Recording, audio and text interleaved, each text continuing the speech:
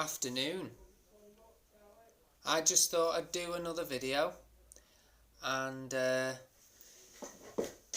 don't know what to really say today. Can you guys see me alright? Oh, keeps going dark, doesn't it? I love this hat. I've really taken with this at the moment. I've got quite a few. Bought quite a few. They were only like £1, something like that, from that pound charity shop. It's really, really good in there. In fact, let me just balance this up against here. You might get a better view. Yeah, it's because of the way the light is. Yeah. So, what are we talking about today? Oh yeah, I know. Social media. And the way that it influences people's lives. So I'm just throwing a sock around. And why are my legs so wide apart? It's natural because my hips are like just flex out like that. There's no stiffness in my hips. So, but you know, I don't want to sit like that. That's just relax, innit? God almighty, you could fit planet Earth into there, couldn't you? Jesus Christ almighty. What's the biggest planet in our solar system? It's the sun, innit? That's the biggest. I wouldn't like the sun in between there. No. I don't mind heat, but not heat that's like, what is it? About 60 odd million degrees, something like that. Sun at its core. Sun's core. Using my little sock as a windmill. No, look at that. God, Sundays are just so boring, aren't they? Oh, cheers. Right, yeah. The state of our planet I've talked about before, and I'm pretty sure I've focused on social media and the negative impact that it has on people's lives, and not just young people, not just, 10, 11, 12, whatever, 13. It affects people of all ages, doesn't it? Because in real life, you'll notice that people won't say the things that they'll say on there to your face. If you see them out in the street or wherever, or down the supermarket, they will be totally different with you. Totally. But the thing is that when you're just starting high school or you're in primary school and you're on social media like Instagram, Snapchat, Facebook, you can't escape it, can you, really? Because when you leave school, it doesn't end there. The bullying, if you are being bullied, doesn't end there. It starts up again when you get home.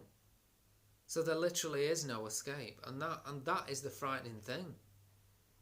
That would scare me, if I knew that those messages were going to come.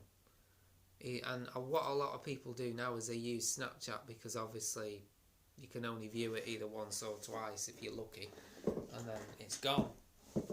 But yeah, and then people get bullied, and then there was a sad case in the paper the other week. I read it on Facebook actually, about a lad who was being bullied. He jumped in front of a train, and I think he did a video of it, if I'm right in thinking. I hope I've read that right. And he killed himself, and I think that was the result of bullying. We've lost quite a lot of people locally to it as well over the last few years, and it's just about highlighting it really, and I think more needs to be done. And I think also that peer pressure is really on the rise now, more so than ever, I think now. And I think it's not just for girls though, it's scarily now, it's for boys as well, because boys will look at images of guys with the perfect body, six-pack, everything like that, and they'll be influenced by that, and naturally at that age want to look like that, and they don't see themselves as perfect, even though they probably are. to everybody else. Everybody else will see them differently, but they won't see themselves like that when they look in a mirror. They will see something completely different to what the rest of the world sees. And that, to me, is so frightening. You know, I mean, and then it becomes a mental illness then, because you think that people are talking about, you think people think you're either fat, and it's actually just as bad calling someone too skinny than it is to call them too fat. You know, and it's so frightening. And you know, if I'm ever lucky enough to have kids myself, I do worry that when they grow up, is it going to be a lot worse? Probably. It probably will be, actually, than what it is now. And we'll probably be saying, oh God, it was better then than it is now. Well, at least this wasn't happening, or whatever will be going on then. And when you see now, and, you know, boys and girls probably become so much older than what they are mentally. In their heads, they look a lot older, either because of makeup or the way they're dressing. And, I mean, fair dues. You know, in a way, if you're old enough, you should be able to wear what you want. Have as much makeup on as you want. Dress how you want to dress.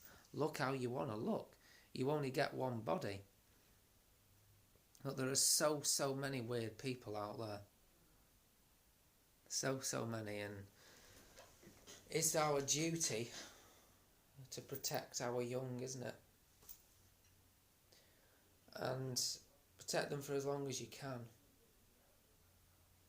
Because from what I've seen, time seems to be going a lot quicker now than it ever did.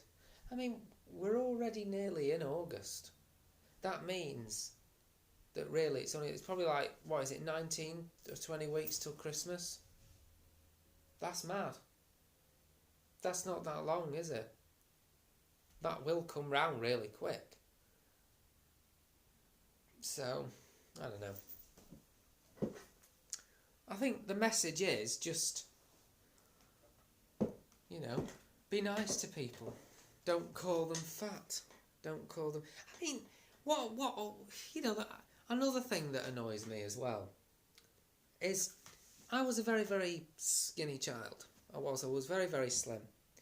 And then I don't know what happened, but I got a little bit of what everybody described it as puppy fat when I was about 14 or 15.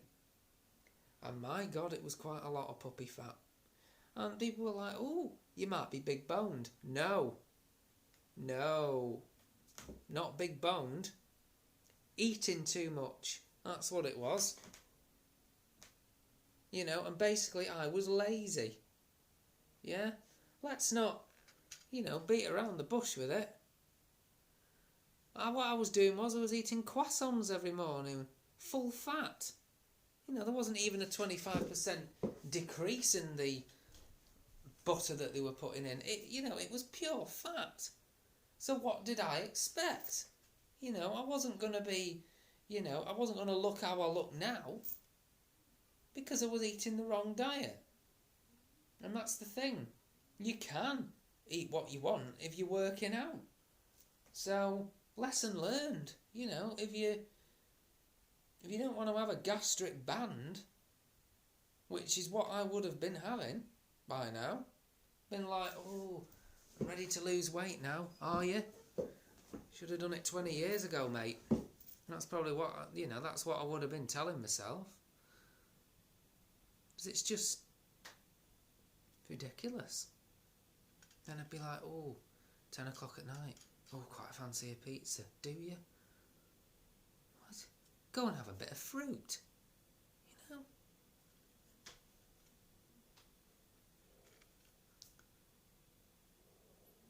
I'd have been costing the NHS loads of money as well.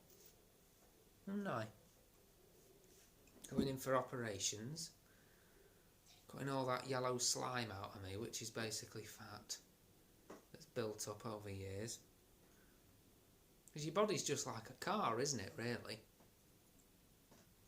If you put in bad oil in it, you'll get a bad run out of it. God, I love doing these videos. I'm actually ranting about myself here. About my pure 15-year-old fatness. But then, don't get me wrong, and then I lost it, and then I got my head together and, you know, started working out like Rocky and, you know, got myself sorted, and here I am today. Pure anorexic. No. Fine. No, I'm healthy. But no, I mean, people were, I mean, it didn't, what really did it for me was when I looked in the mirror one day and thought, Jesus Christ, it's just a great mound of croissants and chips. This is. Come on, Alex, do something about it.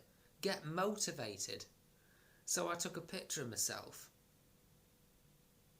And then I started to exercise and lose weight. And then I looked at a picture where I was 2 stone lighter, 2 or 3 stone lighter.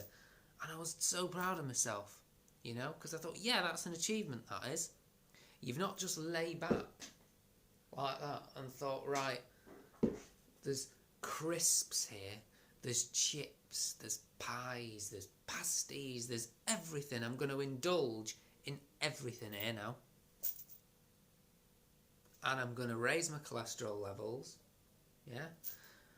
I'm going to risk a heart attack.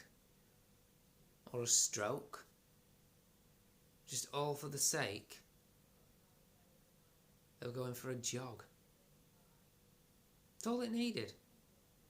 But I just couldn't be bloody arsed. Well, I'm going to have a Benecol yoghurt now. It's supposed to reduce your cholesterol, isn't it? Keep that down. Because I want to actually be alive in the next 10 years. I don't want people to be looking back and thinking, oh, didn't he talk a lot of sense? Yes, he did. I want them to think he's still talking a lot of sense. Because he's still alive and still strong, still going on.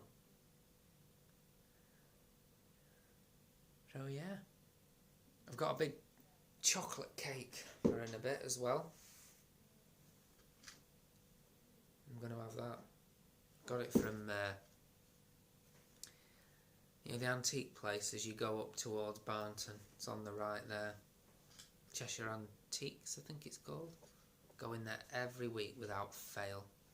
Love it in there. It's one of my favourite places. And so I get a lovely piece of cake from the cafe. And it is just, delicious. I've had cake from there before. It's hot, you know, it's not like, you know, the crap that you get from supermarkets that have been pre-packed and they've been waiting there to be ate, like lonely, you know, lonely cakes. These ones are freshly made, ready just to be bitten into. And that, my friends, is what I am going to do right now. I'm going to bite into an indulging chocolate cake. I'm not even going to think about the calories. Fuck it. Don't care.